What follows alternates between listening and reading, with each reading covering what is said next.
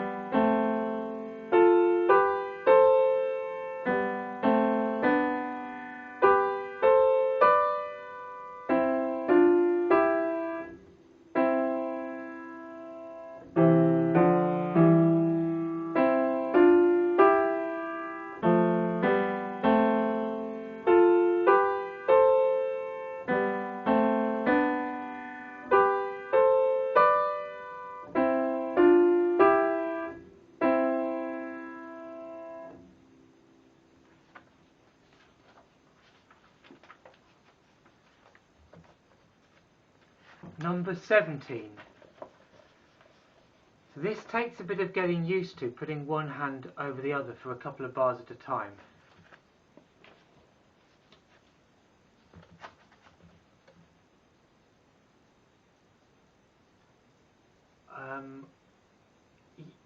I think you have to be really confident with your left hand for when the right hand comes over.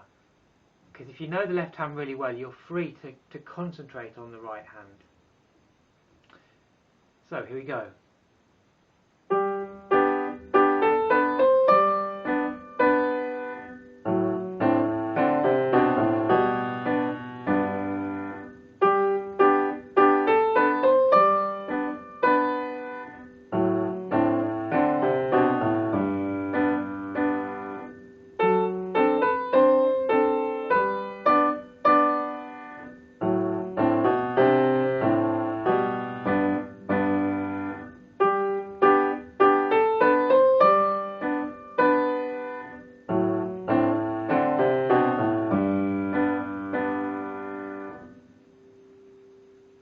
I wasn't sure. I was sort of joining up bar to bar there, but actually, as I sort of realised as I went on, it's probably better to have all of them short. It doesn't matter too much, that's not the crucial point here. Number 18. Another one to try and get reasonably fast. Have a sense of those 2 main accented beats within the bar.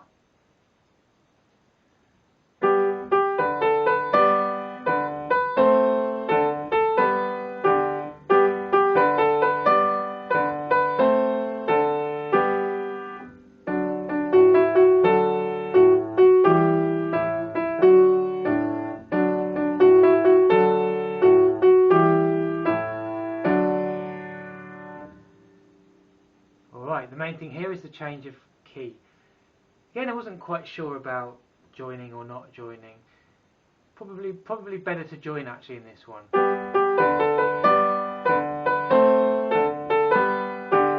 Join everything where you can. And that brings us to number 19, Tarantella Spider Dance. This is a good performance piece, a good rhythmical piece. Vivace is very lively, but to start with you want to get this rhythm correct. So it's literally 1, 2, 3, 4, 5, 6, 1, 2, 3, 4, 5, 6, 1, 2, 3, 4, 5, 6, 1, 2, 3, 4, 5, 6, 1, 2, 3, 4, 5, 6, 1, 2, 3, 4, 5, 6, 1, 2, 3, 4, 5, 6, 1. So for this to work, you'll really have to have nailed the issue of repeated notes in one hand, joined notes in the other. So the left hand will have to come off a bit early between each chord, and that includes in bar 7, because the right hand is joined. Bring the left hand off a bit early, work to bring the hand up and then down again. You have to be quicker than the right in a sense, because it's got to come up and down. The right's only got to have the new note come down.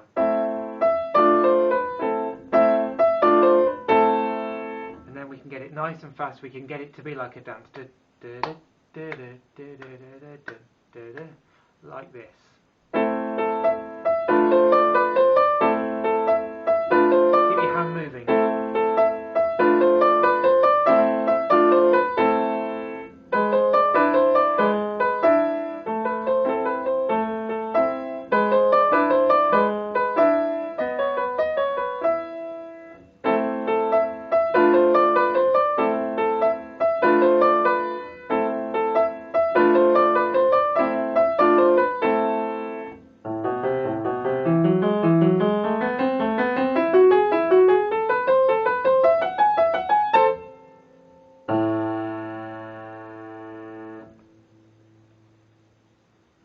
Alright, so I think my left hand was probably moving even when it had a long chord.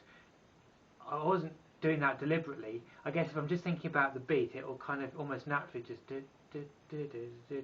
while being held on. So that's just the way it happens for me.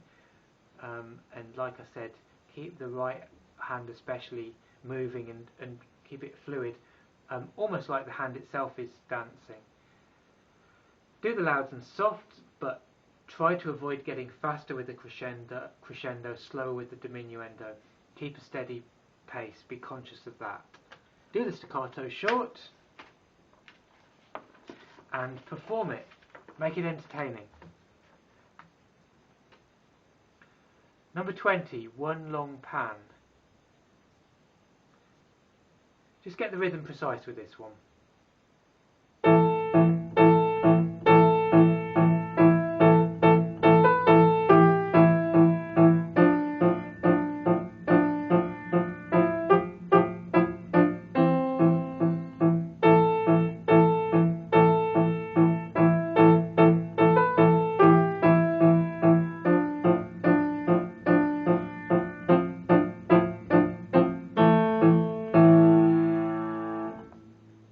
Added in an extra staccato there, doesn't matter too much.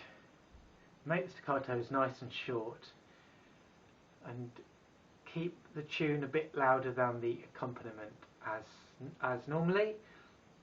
Number 21, the hairstylist. I'd never really noticed this. The phrase releases portray the snipping of the stylist's scissors. Yeah, it's obvious when you think about it. So the way I translate it into the music is take your hand off, just like you'd sort of, I guess, take the scissors away when you've snipped the hair off. Not too soon, but for the rest, so just as the other hand comes on.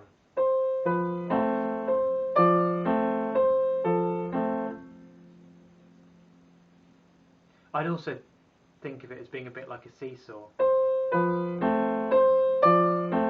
Like one hand comes on, the other hand comes off. And we've got the 8 VA, so the right hand plays an octave higher where indicated. Right, I'll play it now.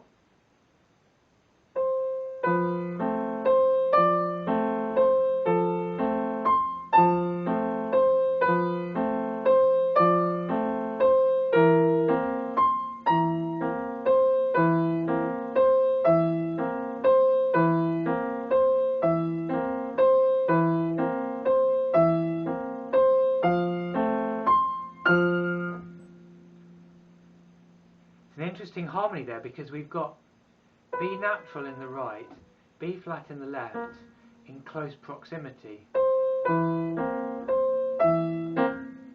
But if they're actually played together, ouch! So this is quite sort of edgy harmony here, but it works. They're just far enough removed from each other, so I guess you could say it's a really clever piece of music because there's something edgy or precarious about cutting hair, because obviously, you know, scissors are sharp and they could cause damage. So yeah, maybe it's a clever piece all round. So from the hairdressers to the dentist now. Is this edgy? I don't think so. This is all about chords and inversions, and the fingering is really important when you start learning chords. And generally, you're going to have 5-3-1 or 1-3-5. I'm actually going to show you the right hand as well. So the root position triad will be 1-3-5. But then, when you have an inversion where the middle note is, well, if the middle note is closer to the little finger, as in the first inversion here, it'll still be 1-3-5. But if the middle note is closer to the thumb, as in the second inversion, it'll be 1-2-5. The same goes for the left hand, with a different result. So the first chord, 1-3-5, for the root chord, but then for the first inversion, the middle note is closer to the thumb, so it's 1-2-5. Then for the second inversion, middle note is closer to the little finger, so it's 1-3-5. But obviously, here it's the left hand that I will play it through. You can hear that note, it's stuck.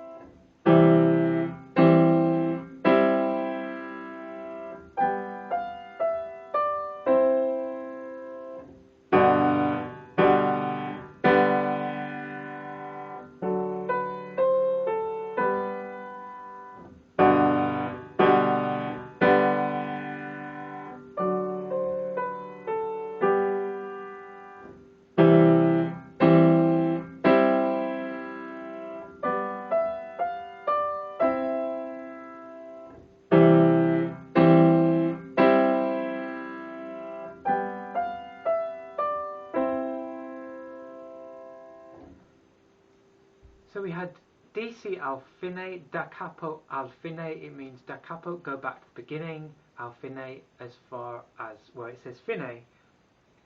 And we must have seen that before in this book or the last one, but I can't remember doing it in the lesson, so maybe I just missed it completely. But if so, I hope you noticed it and did it yourself. Marcato, the sign, the marking, what am I talking about? Marcato means marked. So I guess be decisive with the chords. Make sure they're played together and nice and firmly. I guess talking about what a piece evokes, then I suppose it could sort of make you think of a dentist drill. It's quite sort of powerful.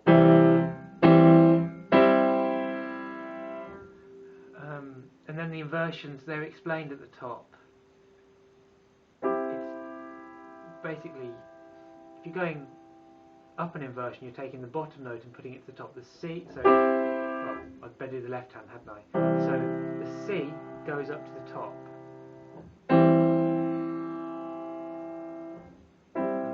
Went to the top, and then vice versa. So if we're here, E goes to the bottom. E goes to the bottom. C goes to the bottom.